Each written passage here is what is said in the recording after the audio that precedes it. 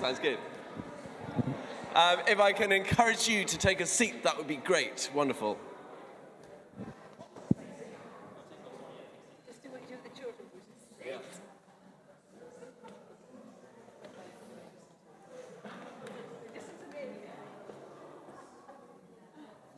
We had an all-age service this morning. It was, those services just get me stressed. Never know what's going to happen. Chloe, always, yeah. But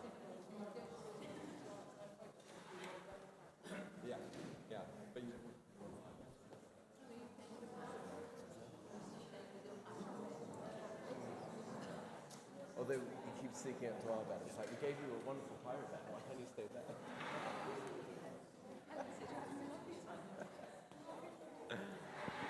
Wonderful. Good evening and a very warm welcome to St. Margaret's. Wonderful to have you with us.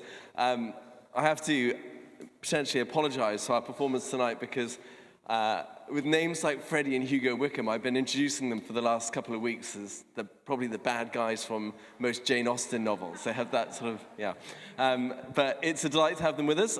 They have local connections and that's wonderful. We're delighted to have you all with us. So would you please welcome Freddy and Hugo.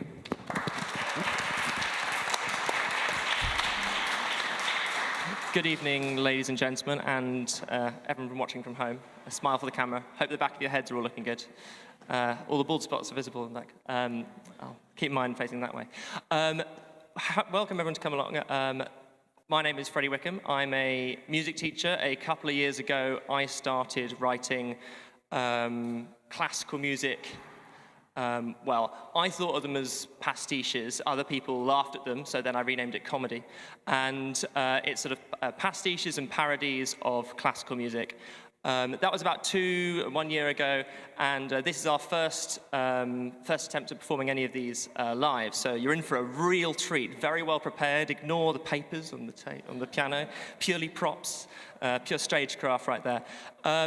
Unfortunately, the only problem about writing my own music is you have to play it if you do it live, and I've never had to do that live. So to help sing, I've asked my brother, the wonderful Hugo Wickham, to sing bass, baritone, tenor, and all the others in between tonight for you. Hugo's more of a respectable, normal musician, so he'll have his own input on the program. To start with you tonight, we've got one of the earlier pieces that I wrote. It's all about Handel as two basses. If you do much Baroque opera or any sort of classical music of that era, you hear long, interminable operas where generally the bass is a big, tall, bearded guy who is the villain, or they sing about God. So you've got the real spectrum there, and they're all the same. They all plod along. And this first piece, which you've got for you, is called Every Handel Bass Aria Ever.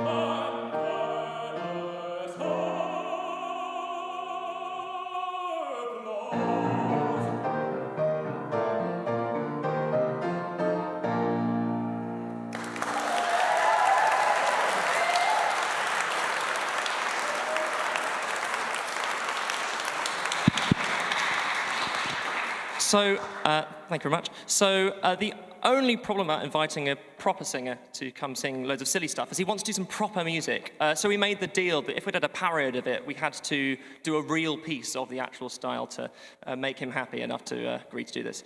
To do this next piece, we've got a piece called Sibylla from the Handel opera Rinaldo, a real tour de force. And to do that, it's famous for its big brass fanfare at the start. I'm a teacher. I can't afford a brass fanfare, but I'm pretty sure that I've got a really good solution. Here we go.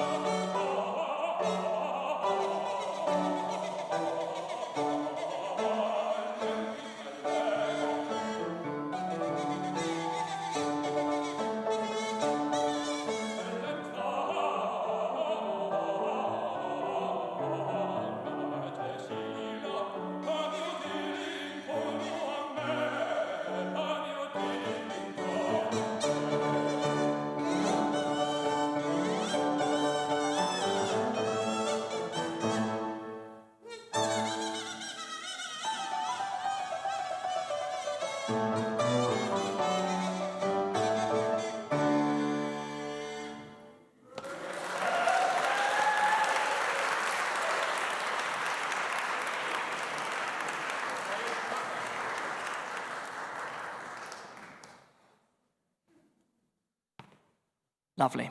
Well, I might save the BBC cuts all the orchestras, replace the brass section. You just need one for a part. You don't need 15 trumpets, just one of those. Thought I'd give Hugo a bit of a break now. I don't only do vocal stuff. I sometimes do piano stuff, which is unfortunate because I can't get him to play piano as well, so I have to do it.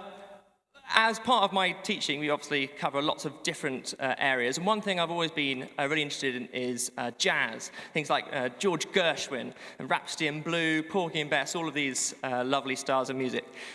But the thing is that a lot of those styles they often teach is actually based on other styles, the classical, romantic, in particular the work of Wagner. There's the famous Tristan chord. And those of you who've been listening to Radio 3 will instantly spot that, and they'll go, oh yes, I know all about that, listened to a thing the other day. But if you didn't, the Radio 2 version is basically, it's a really lovely chord, used a lot to make some jazzy things. And what you actually sometimes find is that the jazz music is just as based on the Wagner music as anything else. So this little mashup of Gershwin and Wagner, I've wrote it. Went through many name changes. Thank you very much to people who commented on my original video on the channel who maybe they're watching at home, who knows. But previous titles went, It Ain't Necessarily a Gesamtwerk. I got plenty of Wotans, but Wotan's plenty for me. But the current title we're working with is Porgy and Tristan and Isolde and Bess.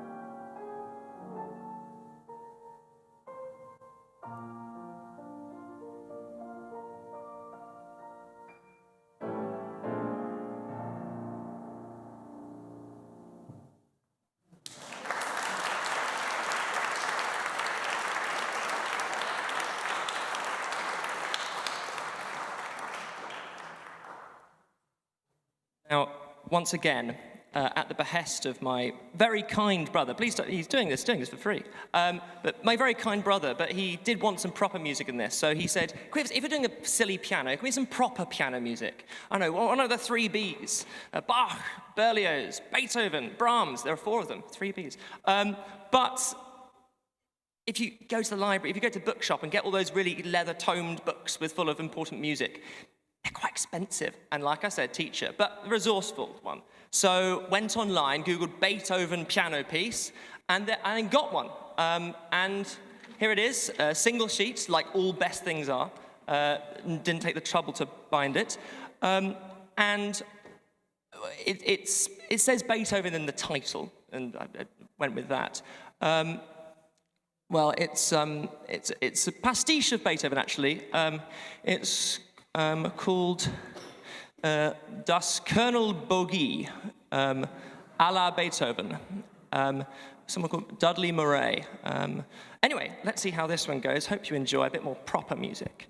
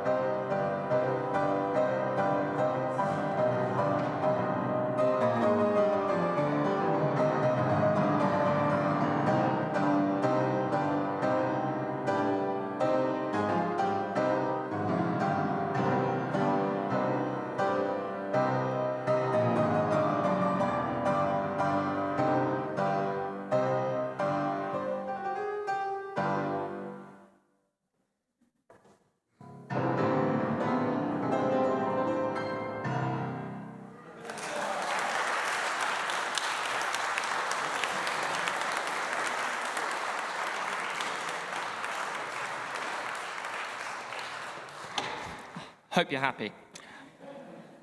Let's, enough of the good composers, back to me.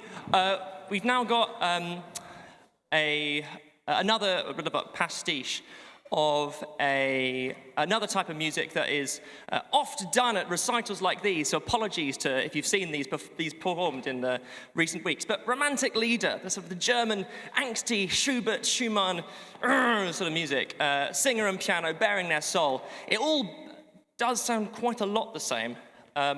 So we've got a first one here which is takes a little look at actually how different all these songs really are.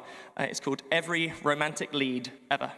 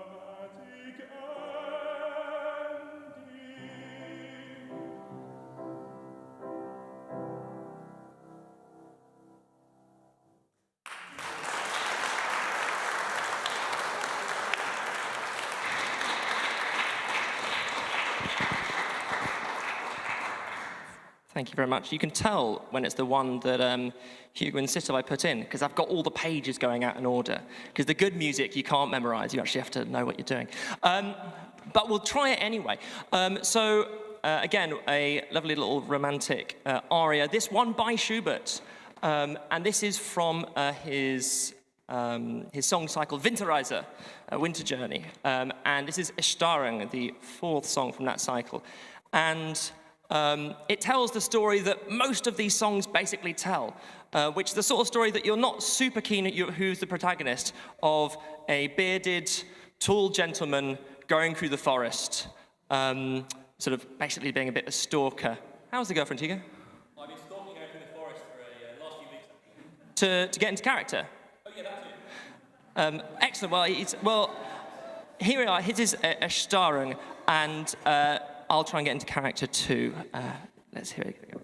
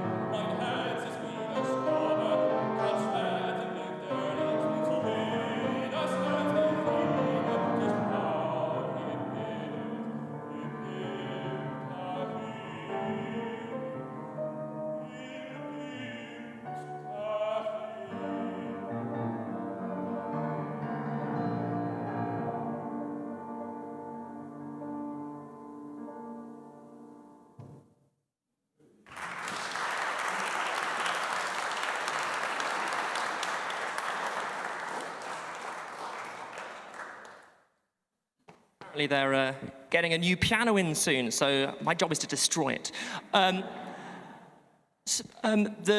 Although that sort of leads in a kind of tangentially onto the next piece, which is a piano-only piece.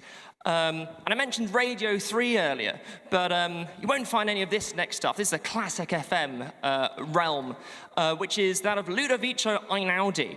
If you don't know who he is, he plays the lovely, schmaltzy stuff that makes a roast dinner go down really nice. It's not offensive. It just sits there lovely like a wallpaper. And obviously that means I need to rip it to shreds. I thought Ludovico Einaudi, it's basically 4 chords in order, and he's incredibly successful. Mainly, I think, because he uses 4 chords, he wears a hat and wears glasses. Sometimes a turtleneck if he's feeling bold. And I'm not very creative. I do pastiches. So I decided, what happened if I turn some simple, like, Mozart tune? Mozart, everyone loved Mozart. What would happen if we did that like Einaudi? Surely my career would skyrocket. Well, I released this last year and it didn't, but I'm going to play it for you anyway. This is Einaudi, Kleinaudi, Nachtmusik.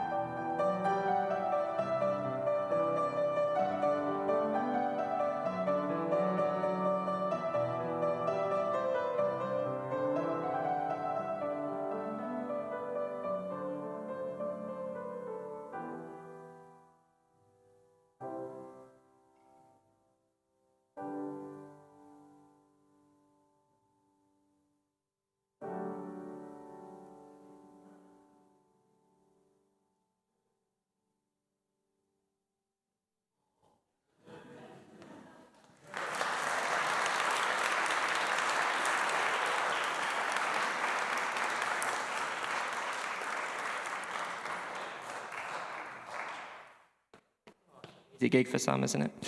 Right, we've got just a couple more of me numbers now. Many apologies. This past Easter, I decided that what we were missing from Eastertide was new music that appealed to the youth. And so I wrote a Bach pastiche, because the kids love that.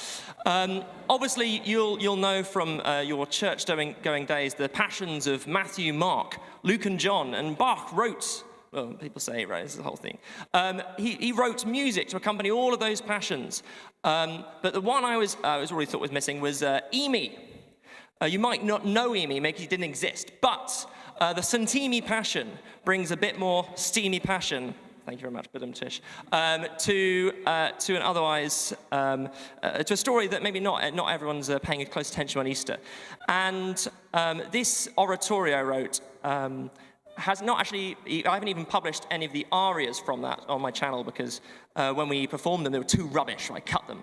But luckily, I've got Hugo here to help me sing one of them. So to give you a bit of the context, reimagines the story, the Great Passion story, as that of a choir, with Pilate, the conductor, piloting a ship, Jez, the lead tenor, and his baritone mate, Big Pete, is trying to stand up against the tyranny of an alto who's in an affair with the Judas of the choir, as you were. Apologies, altos in presence. Who have had a relationship with the conductor and therefore biased everyone against Jez and the tenors. This first aria is called False Relations, and it's about the perils of intervocal mingling. I hope you enjoy.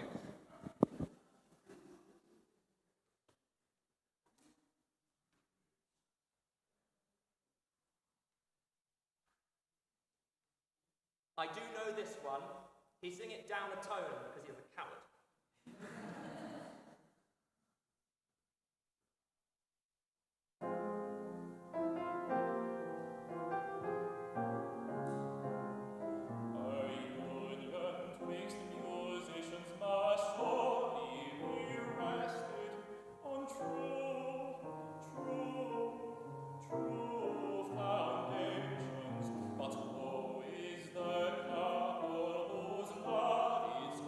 Chest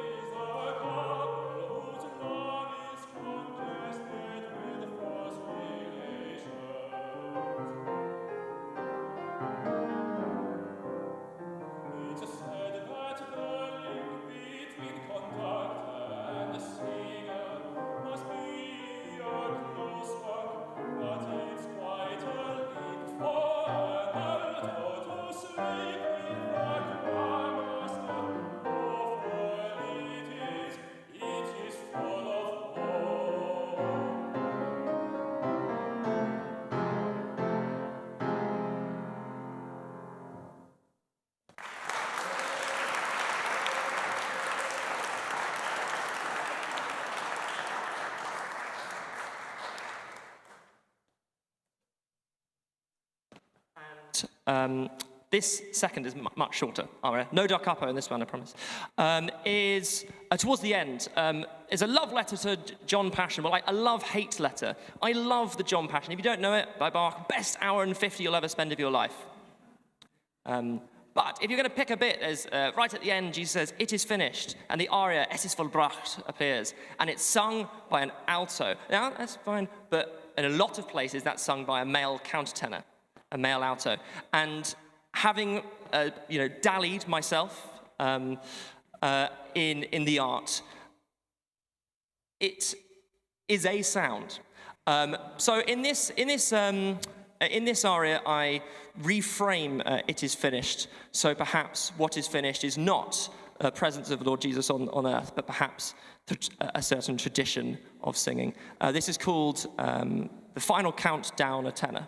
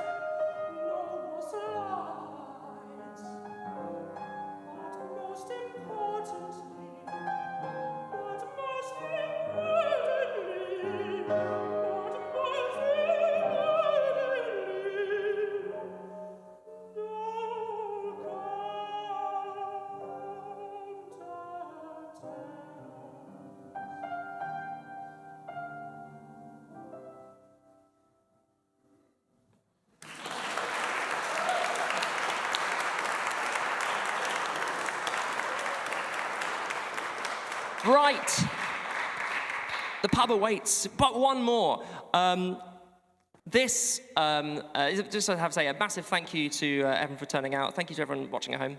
An empty computer screen with it just playing in the background goes, you got it. But maybe there are some, and thank you very much for coming along, indulging us in our first performance of these sort of stuff. We had a really good finale for you planned. It hasn't gone quite according to plan. Well, Hugo, why don't you explain?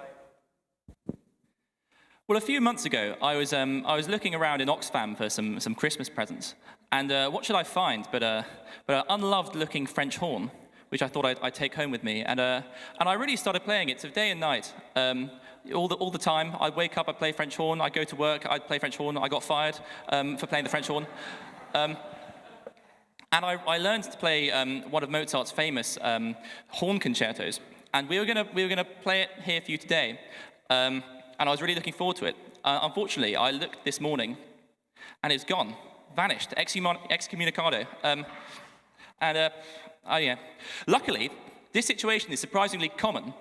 So common, in fact, that Flanders and Swann wrote about it almost exactly word for word about 60 years ago. So instead of playing the concerto, we'll sing their song about it.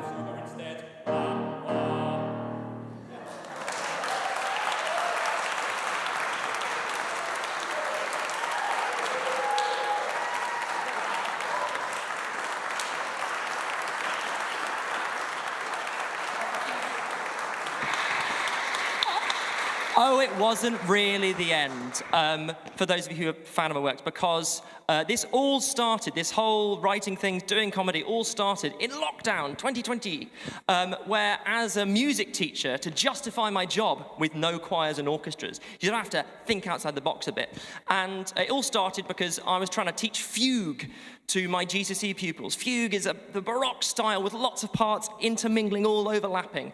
And it's all quite tricky, really, to teach through a video cam with it sometimes works. So I wrote a fugue where the lyrics of the fugue explain what a fugue is. And if you don't know what a fugue is, you're learning, which is a great time. And I'd very like to thank Bames for coming along to join us to sing a little bit with us. Thank you for the finale. Encore of the ontological fugue.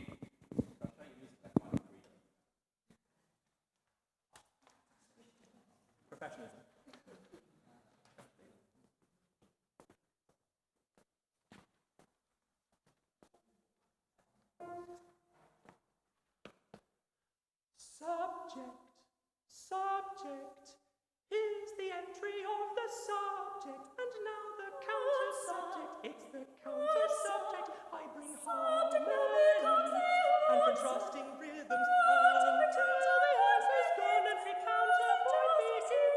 Using just material heard before in sequence to the subject. The subject is the entry of the subject. From release the exposition well, then a modulating linked section, but I will say all by singing subject, full century subject, relative of advice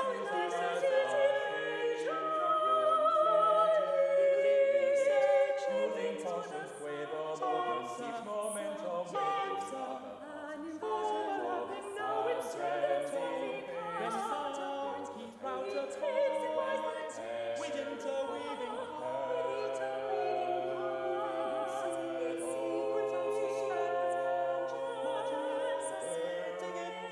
climactic entry in the bed, from the subdominant to the dead, and now the counter subject is the counter subject very loud, and all building up to the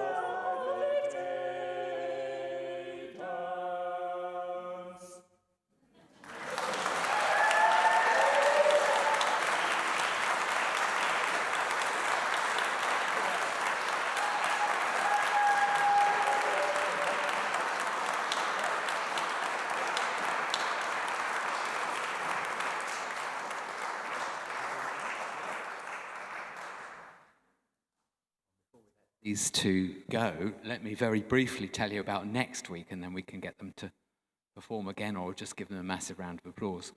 So next week, quite different, just a violin recital.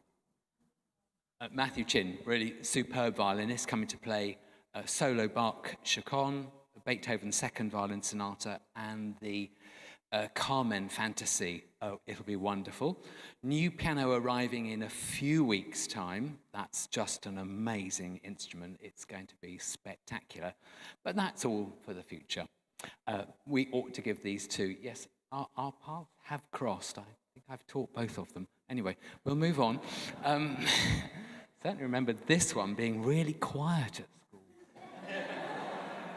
Now to hear that horn story. Anyway, so let's give them another massive round of applause.